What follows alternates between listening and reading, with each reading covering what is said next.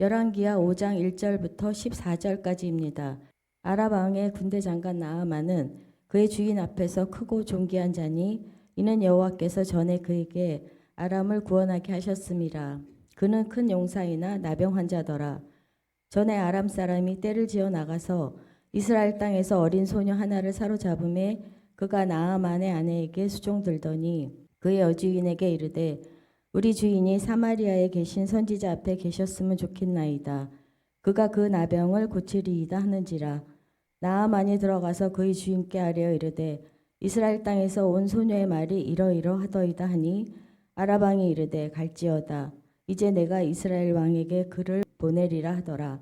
나아만이 곧 떠날새 은 10달란트와 금 6,000개와 의복 10벌을 가지고 가서 이스라엘 왕에게 그 글을 전하니 일렀을 때 내가 내 신하 나아만을 당신에게 보내오니 이 글이 당신에게 이르거든 당신은 그의 나병을 고쳐주소서 하였더라.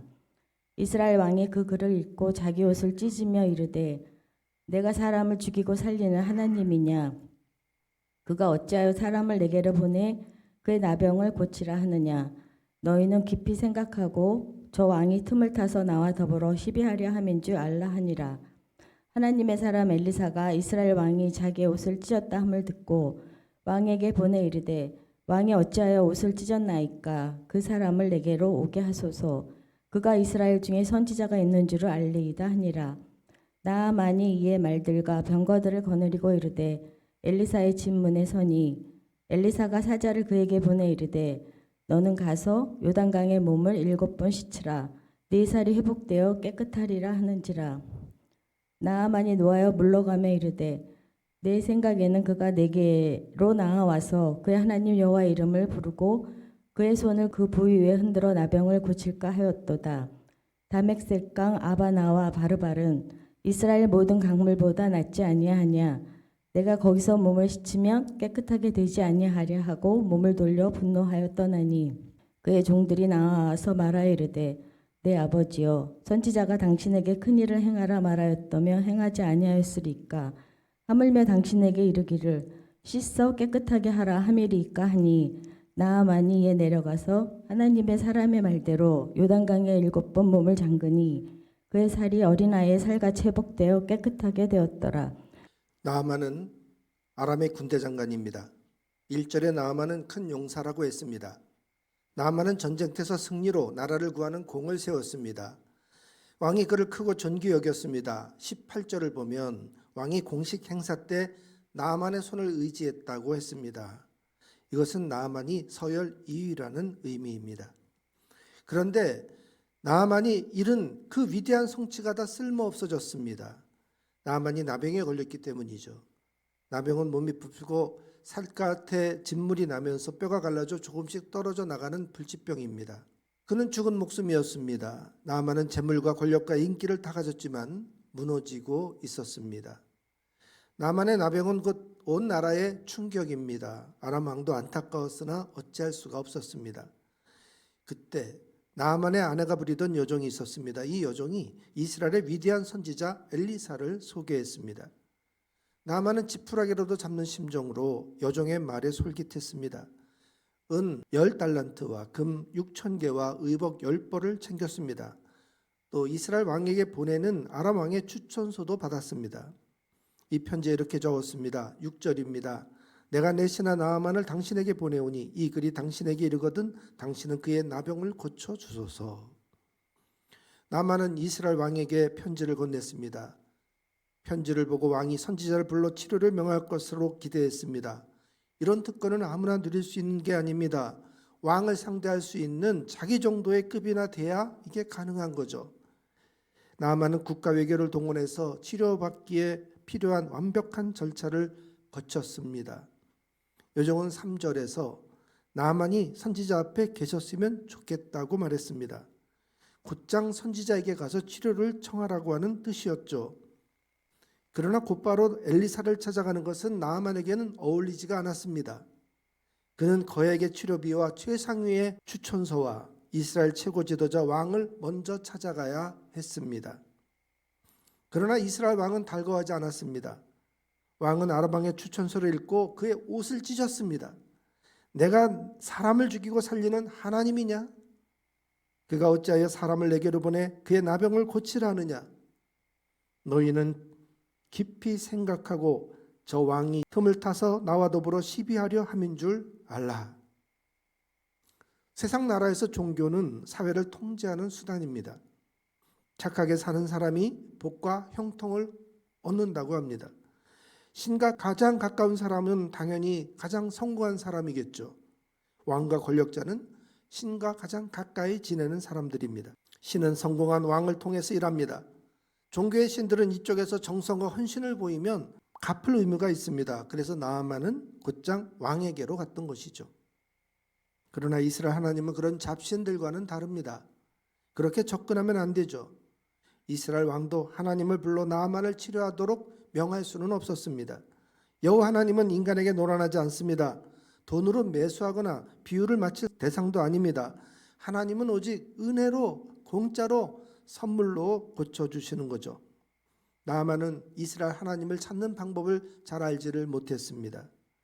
그가 하던 대로 뒷배를 이용하고 유명인의 이름을 팔고 돈을 듬뿍 뿌리고 최고의 실세를 찾았습니다. 그런데 이스라엘 왕의 반응이 예상과는 달랐습니다. 너무나 당황했습니다. 이대로 치료는 실패로 돌아가는 듯 보였습니다. 그때 엘리사가 왕이 옷을 찢었다는 소식을 듣습니다. 왕에게 사람을 보냅니다. 왕이 어찌하여 옷을 찢었나이까? 그 사람을 내게로 오게 하소서. 그가 이스라엘 중에 선지자가 있는 줄을 알리이다. 그래야 나아만이 말들과 병거들을 거느리고 엘리사 집 문 앞에 서게 되었습니다. 그런데 나아만은 그곳에서 다시 충격을 받습니다. 첫 번째 충격은 엘리사가 아예 문 밖에도 나와보지 않은 것입니다. 어떻게 선지자 따위가 이렇게 감히 자기에게 무례할 수가 있겠습니까?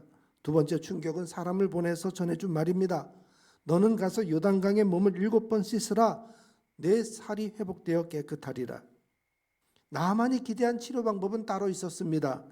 선지자가 자기 신의 이름을 부르고 손을 그 부위에 흔드는 것입니다. 그런 종교의식을 기대했습니다. 요단강은 아주 탁하고 흙탕물입니다. 자기 나라 다메섹 강들이 훨씬 더 맑고 깨끗합니다. 몸을 씻는다면 깨끗한 자기 나라의 강물에 씻는 것이 훨씬 더 좋습니다. 나아만의 세계관이 송두리째 흔들렸어요. 엘리사의 명령이 모욕으로 들렸습니다. 요단강에서 아이처럼 물장구나 치라는 것인가? 이 병은 그렇게 쉽게 고칠 수 있는 병이 아니었습니다. 나아만은 크게 분노하여 몸을 돌려 떠났습니다. 나아만은 엘리사가 돈을 받고 무슨 종교의식이라도 해줄 줄로 알았습니다. 돈을 받지 않는다면 이 큰 병에 걸맞게 뭔가 더 큰 일을 시킬 줄로 알았습니다. 그런데 고작 요단강에 7번 몸을 씻으라니요? 나아만은 그냥 몸을 씻으라니 명령이 너무나 쉬웠기 때문에 행하기가 어려웠습니다. 나아만이 순종하려면 자기의 연약함을 인정해야 됩니다. 구원을 값없는 선물로 여겨야 됩니다. 받아들여야 돼요. 어린아이처럼 순진하게 순종하면 되는 것이었습니다. 그런데 이런 영적인 겸손이 그에게 어렵습니다. 하나님에게 제가 이만큼 했어요. 아니면 제가 고생한 것 좀 알아주세요. 이렇게 말하게 되죠. 그러나 하나님은 그냥 당신을 바라보기만을 원하십니다. 그냥 씻기만을 원하십니다. 나만은 이런 자기 방식을 내려놓아야만 했어요. 나만이 화를 내고 돌아가려는데 하인들이 붙들었습니다. 아니 요단강에 몸을 씻으면 깨끗해진다는데 그것 좀 못할 게 뭐가 있겠냐고, 이보다 더한 걸 시켜도 해야 되지 않겠냐고. 듣고 보니 틀린 말이 아니었어요. 나만은 고집을 꺾고 요단강에서 7번 몸을 씻었습니다. 그러자 그의 살결이 어린아이처럼 회복됐다고 했어요. 나병이 깨끗하게 나았습니다. 14절에 보면 나아만이 어린아이 살처럼 회복됐다고 했어요. 어린아이같이 된 것은 나아만의 살뿐만이 아닙니다. 엘리사는 나아만을 어린아이처럼 요단강에서 물장구치게 만들었어요. 무장한 이 장군의 두꺼운 갑옷을 다 껍데기를 벗기고 발가벗겨서 그저 요단강에 몸을 담그게 했어요. 자기 고집을 꺾고 순종하게 만든 것이죠. 이 이야기에서 가장 중요한 주인공은 따로 있습니다. 그 사람은 너무나 잠깐 등장했다가 사라져서 우리 눈앞에 거의 띄지 않습니다. 그 사람은 나아만의 아내가 부리던 여종입니다. 그녀는 2절을 보니까 이스라엘 땅에서 아랍의 습격대에 붙들려 왔어요. 일가족 모두 끌려왔다면 다행이지만 최악의 경우 그녀의 눈앞에서 그 가족들이 살해되었을 수도 있었습니다. 그녀는 졸지의 노예가 되었습니다. 외국인이고 종이고 여자인데다가 아직 어렸습니다. 어린 소녀여도 원수가 누군지는 알지요. 그녀의 원수는 아랍 최고의 사령관 바로 나아만이었습니다. 그런데 그녀의 원수가 나병에 걸렸어요. 나병이라니 참으로 고소하군. 오늘 손가락 하나가 더 떨어져 나가겠군. 내가 그 무덤에서 춤을 추리라. 이렇게 고소하게 여기고 말할 수 있었습니다. 그런데 3절에 그녀가 한 말을 보세요. 우리 주인이 사마리아에 계신 선지자 앞에 계셨으면 좋겠나이다. 그가 그 나병을 고치리이다. 이 말 속에는 연민이 묻어납니다.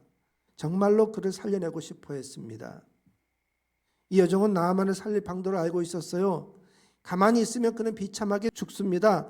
그것은 자기의 인생과 가정을 무너뜨린 죄값입니다. 원수 갚을 기회입니다. 율법도 눈은 눈으로 이는 이로 갚으라고 했습니다. 그러나 그녀는 복수를 꾀하지 않았습니다. 기꺼이 상대를 용서하고 치유와 구원의 통로가 되어 주었습니다.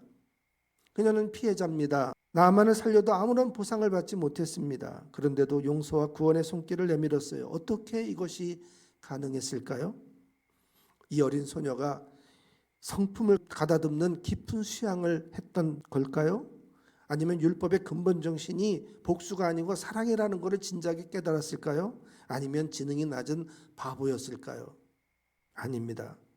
그녀는 단지 어린 아이의 순수함을 잃지 않았다는 거예요. 어른처럼 복잡한 계산은 아예 할 줄을 몰랐습니다. 이 소녀는 나아만처럼 사회 신분과 인간관계의 격식을 따지지 않았습니다. 돈으로 해결하려고 하지도 않았습니다. 체면과 자존심을 내세우지도 않았습니다. 심지어 원수 갚는 일도 상관하지 않았습니다. 예수님의 십자가가 바로 그런 배신의 자리죠. 제자 중 하나가 예수님을 팔았습니다. 나머지 제자들도 예수님을 부인했고 버리고 도망쳤습니다. 그러나 예수님은 십자가에서 저들을 다 용서하셨습니다. 오히려 저들과 우리의 죄값을 다 대신 치르고 우리를 구원하셨습니다. 그저 세상과 우리를 사랑하셨기 때문입니다. 요나 선지자도 니느웨의 성 멸망을 막기 위해 회개의 메시지를 전하라는 하나님의 명령을 받았습니다. 니느웨는 이스라엘 원수 아수르의 수도입니다. 요나는 민족 감정으로 니느웨의 멸망을 원했습니다. 그래서 하나님의 명령을 거역하고 반대길로 도망을 쳤지요. 하나님 니느웨 백성들을 아끼시는 것을 이해하지 못했어요. 아니 이해하려고 들질 않았어요. 요나는 자기의 방법대로 구원을 설계했습니다. 자기 방법으로 니느웨의 운명을 결정했습니다. 그것이 하나님의 뜻과 어긋난다고 해도 자기가 옳다고 여겼어요. 물고기 뱃속에서도 뭔가 깨달은 것 같았지만은 완전히 바뀐 게 아니에요. 요나가 니느웨 성의 멸망이 취소되니까 성 밖에 나가서 하나님을 향해 시위를 하잖아요. 이것은 자기 방법을 밀어붙이려고 했던 나아만과 다르지 않습니다. 사람은 쉽게 바뀌질 않아요. 어른이 되면서 굳어진 방식들이 너무 많기 때문이죠. 켜켜이 쌓여 딱딱하게 굳어져 있습니다. 예수님이 어린아이를 앞에 세워놓고 말씀하셨습니다. 너희가 돌이켜 어린아이들과 같이 되지 아니하면 결단코 천국에 들어가지 못하리라. 오늘 어린이 주일 꽃주일입니다. 어린아이 때의 순수함을 되찾아야 되는 그런 주일이죠.